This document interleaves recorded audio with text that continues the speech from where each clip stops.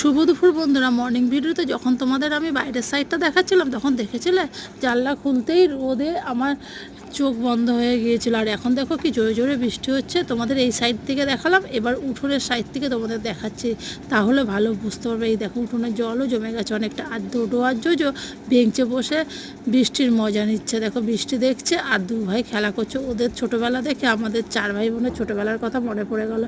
আমরা যখন ছোটো ছিলাম বাবু মাও কোথাও যেতে দিত না, আর চার ভাই বোনের এরকম বারান্দায় বসে বসে বৃষ্টিতে খেলতাম আর বৃষ্টি দেখতাম। চলো আজকে কি রান্না করেছি চটপট শেয়ার করে নিই।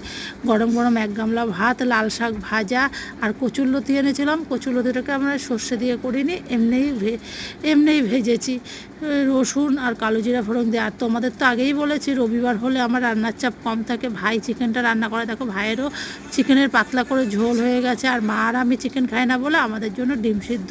সবই যখন রেডি আছে চলো লাঞ্চটা করে নিই। আর